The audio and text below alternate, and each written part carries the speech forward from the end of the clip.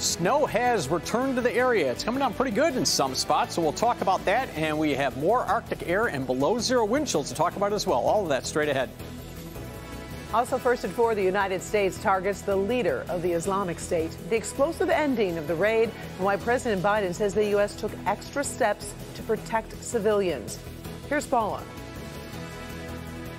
Mom, what's a mayor? When a local mayor known for breaking barriers was asked that question by her children, she answered by writing a book. And she says it's not just for children. We'll show you why.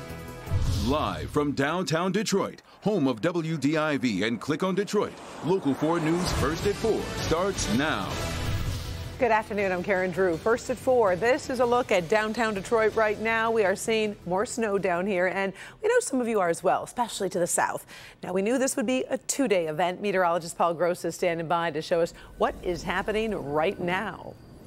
Yeah, hey, Karen, and as expected, we told you this yesterday, the bulk of this was going to be falling in the southern part of the area. We have a little bit that's extended here to the north. What's falling to the far north is very, very light, but in terms of accumulation, that's going to be down to the south here, and we'll talk about those accumulations coming up in about 10 or 15 minutes. But something else that's very important, we have a flood warning that's just been issued by the National Weather Service for the St. Clair River, and that's until noon tomorrow. Now, we've already had this problem this year with ice blockages, but now we're compounding that problem with a north wind that is basically helping to elevate the water level. So everybody along the St. Clair River, be aware there could be some flooding issues as we move through the next 12 to 24 hours. All right, if you're heading downtown for the Pistons game tonight, the farther south you come, the more snow you'll encounter, but it should be tapering off or ending by the end of the game. Temps falling into the teens, but the wind chills will be in the single digits. Again, we'll talk about the rest of this forecast through the upcoming weekend in just a few minutes, Karen. All right, and if you are headed out this evening, we do want to caution.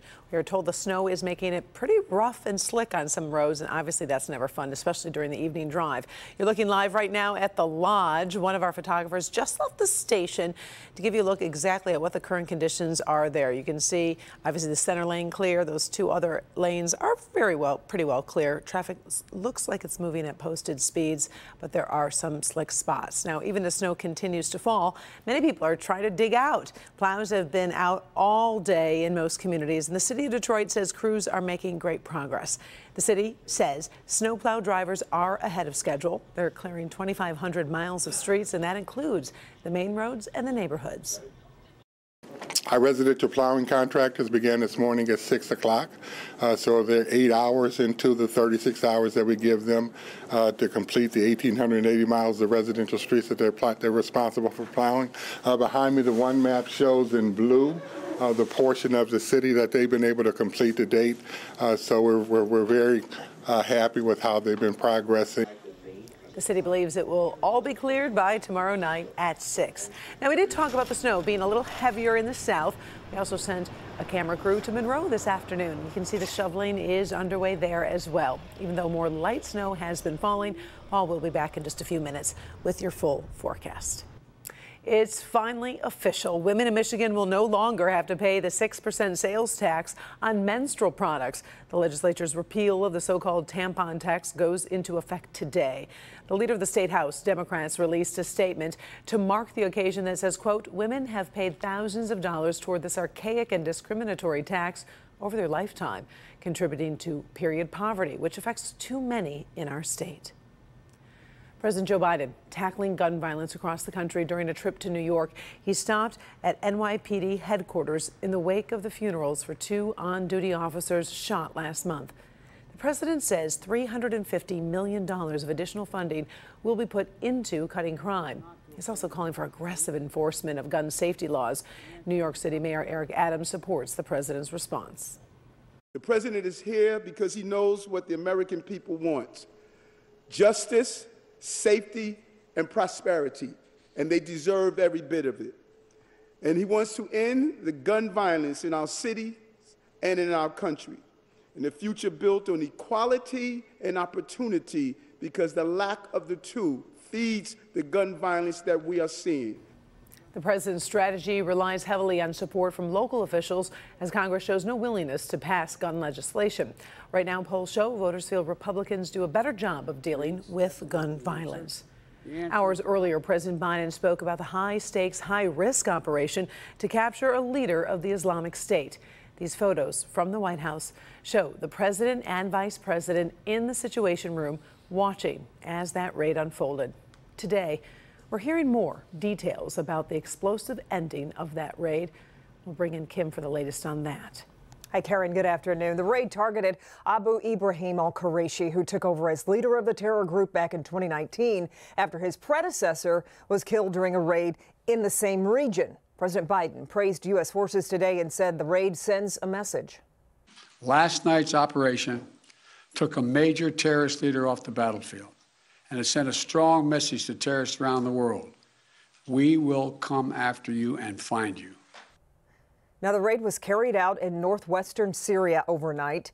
The operation comes as the Islamic State has been pushing for a resurgence with a series of attacks in the region. 13 people were killed during this raid. Right now, the United States says their target was killed after exploding a bomb so he could not be captured, killing himself and members of his own family, including women and children. The previous leader of ISIS died the same way. During the operation, about 50 special ops forces attacked a house in Syria, fighting with gunmen for about 2 hours. The president says the U.S. went to great lengths to avoid unnecessary deaths. Knowing that this terrorist had chosen to surround himself with families, including children, we made a choice to pursue a special forces raid at a much greater risk than to our own people, rather than targeting him with an airstrike. We made this choice to minimize civilian casualties. The Pentagon says U.S. forces did evacuate 10 people from the building, including 8 more children. U.S. officials will conduct an assessment to determine whether any American actions resulted in civilian deaths. The forces also took fingerprints and DNA, which confirmed al-Quraishi's death. Karen will have more on the strike in Syria and the first reactions when you join us for Local 4 News at 5. Until then, we'll send it back to you. All right. Thank you, Kim. Sure. During Black History Month, Local 4 will be highlighting local people making a difference, honoring the past, and also shaping the future. Today, a local mayor known for being the first to do many things has taken on a new challenge. Paula Tutman explains how the mayor's children made her realize she has yet another calling. Okay, of course, we know kids ask the darndest questions, but imagine standing next to your children as you're taking the oath of mayor, and then they look up at you one day and say, well, Mom, what's a mayor? That's the question that was asked of Mayor Monique Owens of East Point, 30,000 constituents, and a serial barrier breaker. First Black council person in the city of East Point, first Black mayor in the city of East Point, youngest person to be elected mayor in Macomb County. When her twin daughters stood next to her as she took her oath and later asked, Mom, what's a mayor? She realized that's not just a question 10-year-olds might ask. And they're asking these questions because they see so much going on with elections and voting, and they want to understand, they want to know. And so these are our next leaders, and we need to get them prepared for being the leaders of tomorrow. And so she did what any serial barrier breaker might do. She wrote a book. When you look at the school system, civic education is at an all-time low. And 1 out of 4 kids only understand civic education. And if you're educated civically about the government and the levels and the structure, you actually have high ratings in school and also understand leadership. The book is a 24-page picture book, but she says it's not just for children. And here's why. Everyone needs to talk about and understand, not just getting people ready to vote. You want to know why you're voting. You want to know why these people are important to vote for, not because of their last name, not because of their popularity. You actually need to know the roles and the structure of government and how that these people you're about to elect play in those roles. And so once we understand the importance of the people that we choose as a mayor, the people that we choose as a council person or president, and how they affect us, then it would better educate us in voting for them. Now, her term has not been a Valentine. She has made tough decisions and faced opposition and challenges, as any elected official has. And so she teaches her children this. And in order to make change, I say, someone has to go first.